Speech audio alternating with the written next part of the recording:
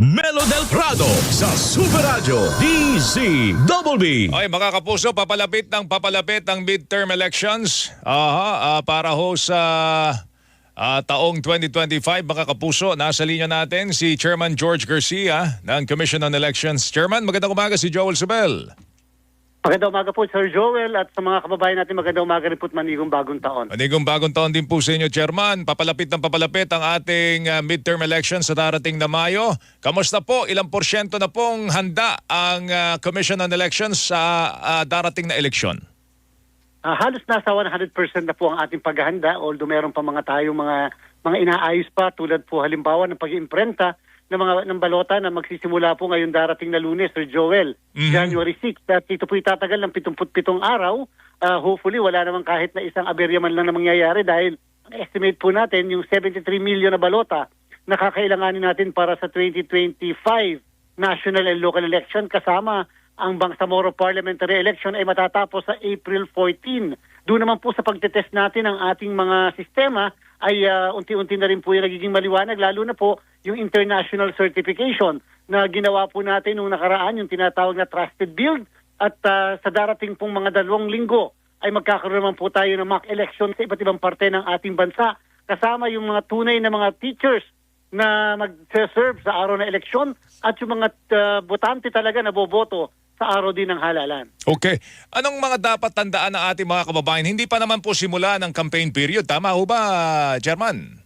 Tama po. Yung mga nag-file po ng kanilang Certificates of Candidacy no October 1 to 8 sa national at local at nung pong November 4 to 9 sa Bangsamoro po ay mga hindi pa kandidato. Sila po ay considered pa lamang aspirants and therefore lahat ng kilos nila, lahat na nakikita natin ginagawa nila ay wala pang violation, wala pong premature campaigning. Lahat ng paggastos nila, Sir Joel, hindi kinakailangan i-report sa Commission on Elections sapagkat hindi pa raw po sila kandidato. At ito po ay sinang-ayunan ng Korte Suprema sa kaso ng Piñera versus the Commission on Elections. Subalit, bagamat hindi pa sila kandidato, Sir Joel, siguro naman kahit paano yung mga kandidato dapat sumusunod naman sa konting ethics at moralidad sa pag-ikot, pangangampanya, pagkuha ng saloobin ng mga kababayan natin. Kailan po tayo magsisimula magbantay, Chairman? At alamin kung may mga violations ito pong mga kandidatong ito.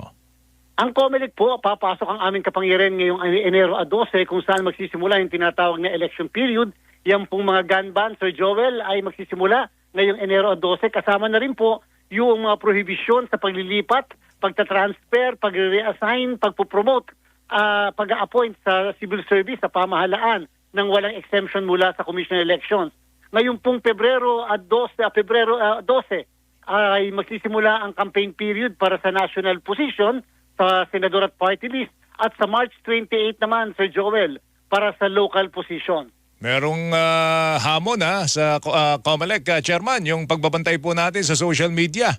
Sinasabi ngang mas magiging matindi ang hamon na kinakaharap ng Commission on Elections dahil alam natin dito nagkakaroon ng malawakang paglabag.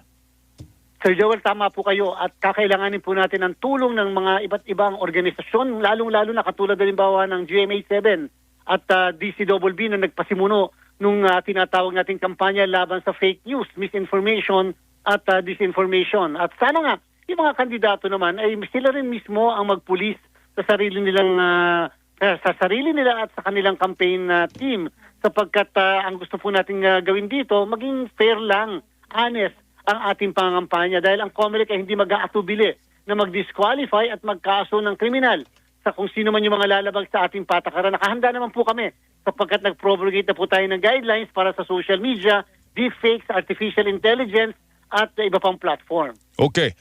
Meron na ba tayong development sa mga election supervisors and officials po natin na na-involved sa ilang mga election-related na mga karahasan?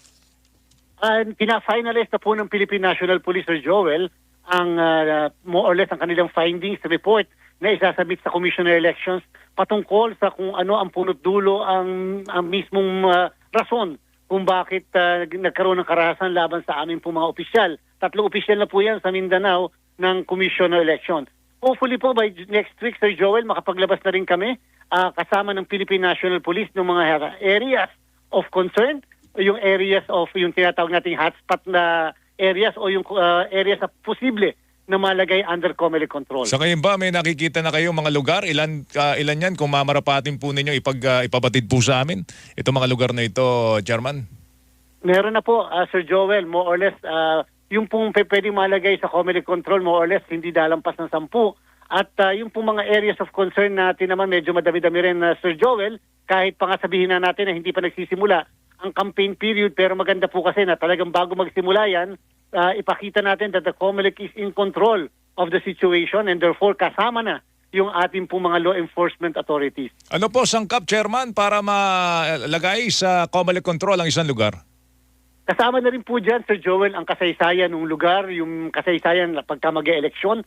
Pangalawa, yung ngayon, yung mainit ba ang labanan dahil may mga naglalaban na magkakapamilya, magkakaibigan, yung mga dati namang walang naglalaban dyan, o kaya mayroong recent lang na insidente ng violence na election-related, Sir Joel. At madaming iba pa. Yan po ay mga sangkap yan na titingnan ng COMELEC pero hindi pa pwedeng isa lang. Kinakailangan medyo madami-daming sangkap yan, Sir Joel, upang masabi natin na itong area na to dapat ilagay sa COMELEC control o area of concern. Alright, mas madalas ang magiging talastasan natin sa isa't isa, Chairman.